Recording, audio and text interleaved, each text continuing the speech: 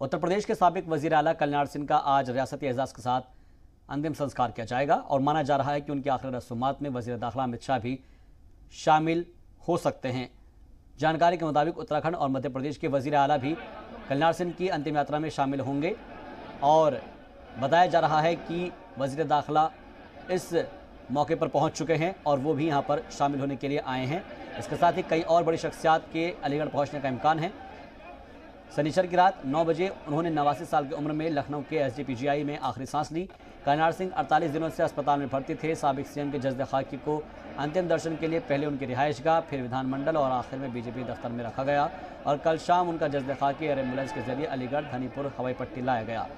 यहाँ से जज्द खाकी को फूलों से सजे ट्रक में रखकर अतरौली के अहिल्याबाई होल्डर स्टेडियम लाया गया और जहाँ पर आखिरी दीदार के लिए लोगों की भीड़ उमड़ पड़ी। इसके दौरान वजीर आला योगी आदित्यनाथ भी मौजूद रहे।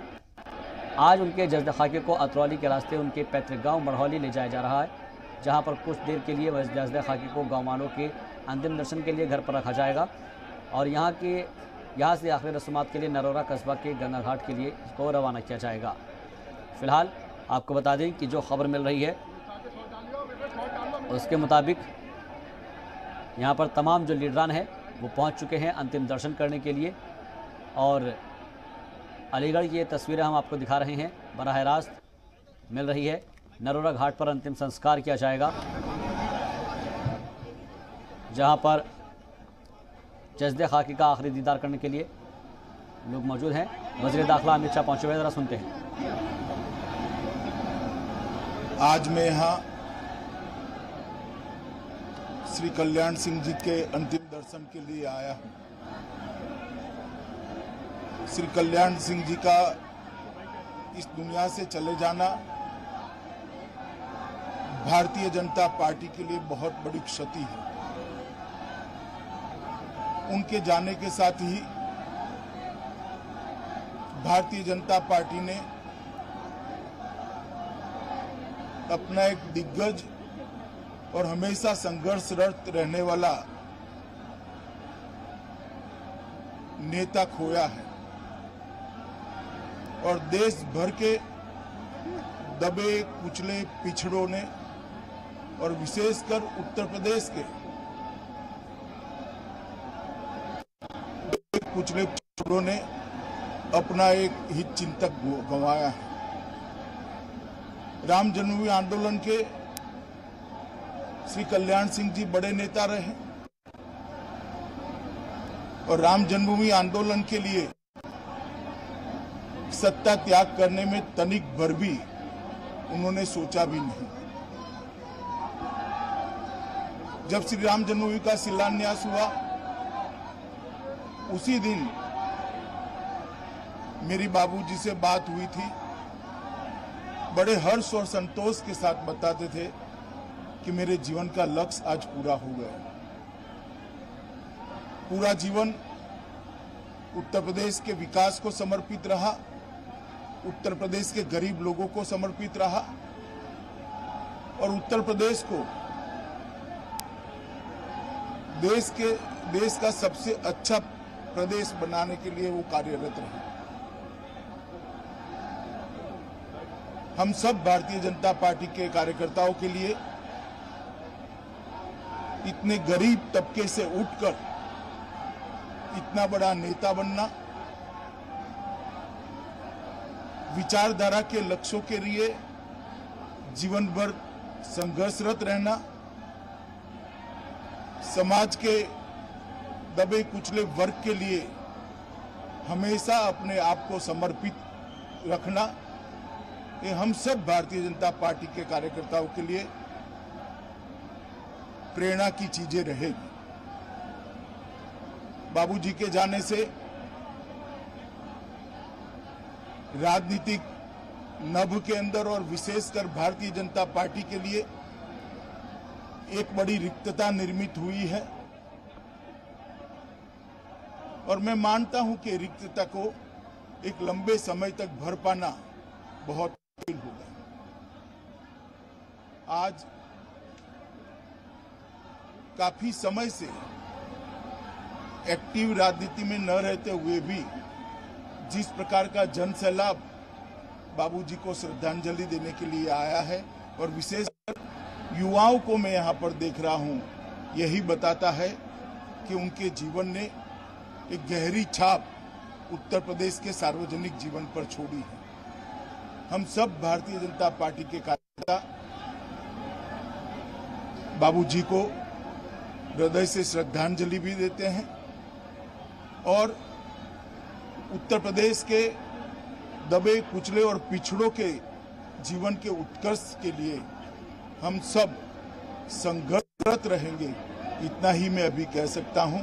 ईश्वर श्री कल्याण सिंह जी की आत्मा को शांति प्रदान करे और आने वाले कई पीढ़ियों तक वो उनका जीवन भारतीय जनता पार्टी के कार्यकर्ताओं के लिए प्रेरणा का स्रोत बने। यही बात कर मेरी बात समाप्त करता हूं।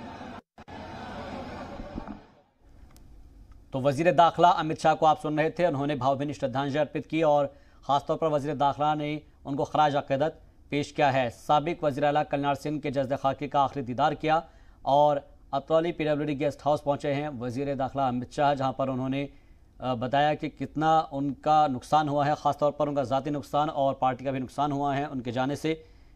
अतरौली में वजीर दाखिला अमित शाह ने अंतिम दर्शन किए हैं और यूपी के अतरौली में ही कल्याण सिंह का अंतिम संस्कार किया जाएगा। कल्याण सिंह का राजकीय सम्मान के साथ आखिरी रस्मात अदा की जाएगी और उनके आखिरी दर्शन के लिए यूपी के CM योगी आदित्यनाथ भी मौजूद रहें। आपको ये भी बता दें कि कल्याण सिंह अपने कई जो उन्होंने फैसले लिए उसके लिए भी जाने जाते हैं, जो कि वो फैसले हैं वो जो कि नज़ीर बन गए, चाहे वो STF का गठन करना रहा हो और या फिर नकल रोकने के लिए अध्यादेश लाना, ये तमाम ऐसे फैसले थे यूपी के CM रहते हुए उन्होंने तमाम काम किए।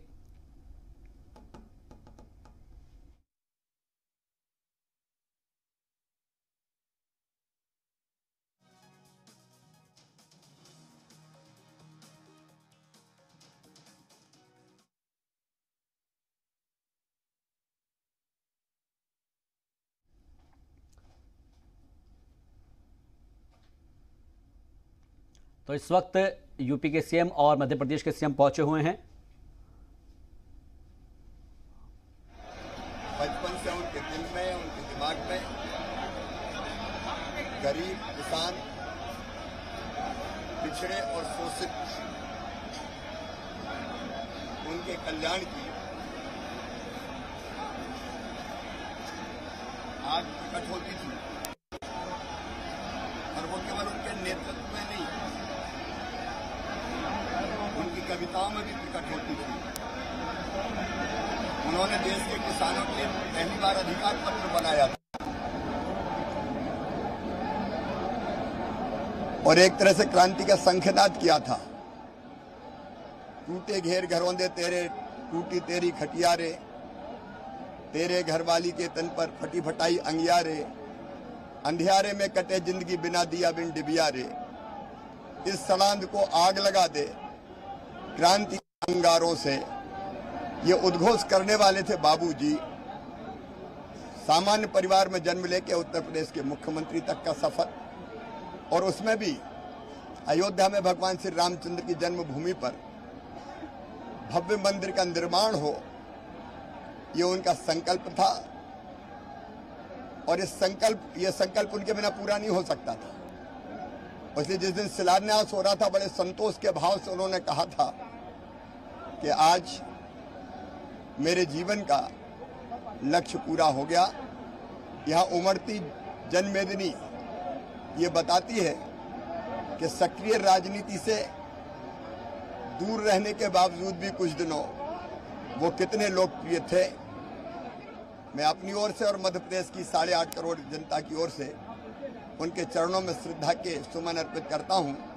प्रभु दिवंगत आत्मा को शांति दे, ये प्रार्थना करता हूं। जहां तक राम का नाम, वहां तक कल्याण सिंह जी का नाम। मध्य प्रदेश की सरकार भी क्या कुछ करेगी कल्याण सिंह जी के नाम पर? उनके विचार और उनके कृतित्व के आधार पर निश्चित तौर पर विचार करके हम फैसला करेंगे।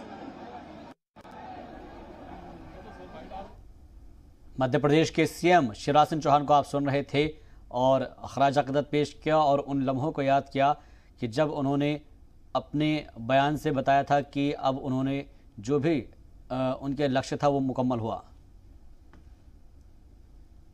बस बाबूजी, विचार आंदोलन की जो मैराथन थी, जो रिले रेस थी, उसके सबसे कठिन दौर में सबसे तेज दौड़ने वाले धावक के रूप में वो उन्हें देश याद करेगा, इतिहास याद करेगा। ऐसा सच्चा और चोखा नेता राजनीति में बिरला होता है, जो अपना रास्ता बनाता है लेकिन विचार की निष्ठा के साथ आगे बढ़ता है। ये जो जन समर्थन है, उनके प्रति जो श्रद्धा है, मुझे लगता है कि हम सौभाग्यशाली के आज उनके चरणों में श्रद्धांजलि देने के लिए यहाँ पर उपस्थित हैं। वो बड़े वर्ग के नेता थे, सरकार के इकाई के तौर पर आप कुछ करने वाले हैं कल्याण सिंह जी के लिए? मुझे लगता है कि प्रशासनिक तौर पर और जो सामाजिक परिवर्तन की अगुवाई उन्होंने की है, उसमें जो में होगा निश्चित रूप से करेंगे। और इस खबर पर ज्यादा जानकारी के साथ जी मीडिया नुमाइंदे पवन त्रिपाठी हमारे साथ जुड़ गए हैं। पवन, सबसे पहले आपसे जानना चाहेंगे कि इस वक्त वहां पर कितनी तादाद में लोग आखिरी दर्शन के लिए पहुंचे हुए हैं और क्या कुछ वहां पर आप हमको बता सकते हैं अपडेट? बिल्कुल, अगर देखिए बात करें तो यहाँ पर हजारों की संख्या में जो आसपास के लोग हैं वो बाबू कल्याण सिंह को अपने श्रद्धा सुमन अर्पित करने, उनके अंतिम दर्शन करने के लिए अतरौली में जो पीडब्ल्यूडी का गेस्ट हाउस बना है यहाँ पर पहुंचे हुए हैं। और सबसे बड़ी बात है कि भारत के गृह मंत्री अमित शाह और मध्य प्रदेश के मुख्यमंत्री शिवराज सिंह चौहान के साथ साथ मुख्यमंत्री योगी आदित्यनाथ, उनके साथ उनके कैबिनेट मंत्री समेत सभी जो नेतागण है वो अंदर मौजूद हैं। उनको अंतिम श्रद्धा सुमन अर्पित किए जा रहे हैं। और सबसे बड़ी बात है कि बाबू कल्याण सिंह का जो पार्थिव शरीर है यहाँ तकरीबन 1 से 1.5 घंटे तक रखा जाएगा और उसके बाद नरौरा घाट जो यहाँ से करीब 25 से 26 किलोमीटर की दूरी पर है, वहाँ पर इस पार्थिव शरीर को ले जाया जाएगा।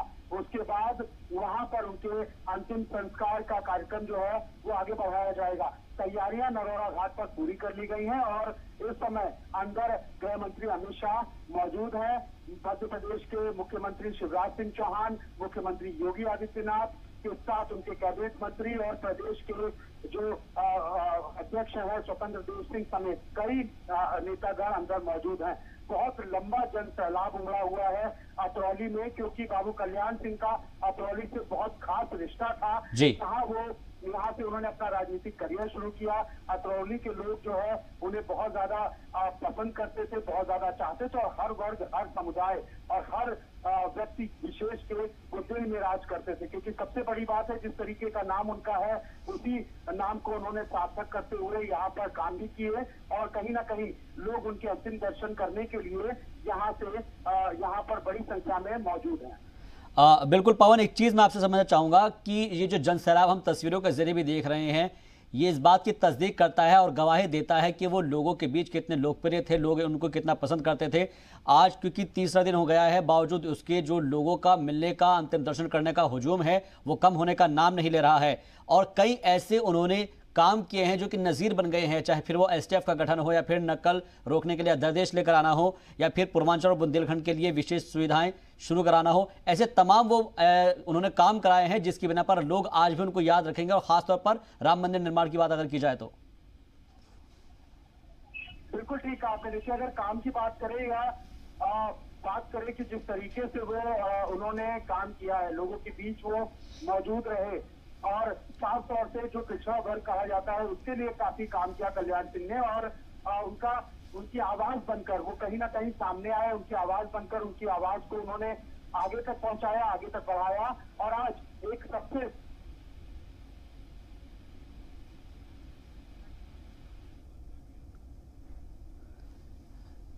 पवन से हमारा राब्ता टूट गया, फिर से जुड़ने की कोशिश करेंगे। लेकिन कई सारे जो उन्होंने काम किए हैं उनके बारे में भी जिक्र कर रहे थे पवन त्रिपाठी और बता रहे थे कि यही वो वजह है कि लोग उनके आखिरी दर्शन के लिए, अंतिम दर्शन के लिए आना चाहते हैं।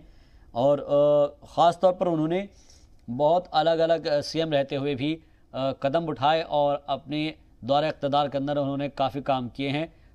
ख़ास तौर पर अगर हम बात करें तो किसान जोत भाई की बात की जाए तो किसानों से मुतालिक जितनी परेशानियाँ थी इसके ज़रिए उसको दूर किया गया। किसान का जो पूरा ब्यौरा है वो उसके अंदर दर्ज होता है और किसानों की तहसील तक जो बेफिजूल की जो भागदौड़ थी उसके ज़रिए वो बंद कर दी गई थी। बैंक की पासबुक की तरह किसान जोत बही तैयार कराया गया जिसमें उसका पूरी डिटेल्स हुआ करती थी और किसानों के पास उनकी खेती की ज़मीन के दस्तावेज मिल चुके थे।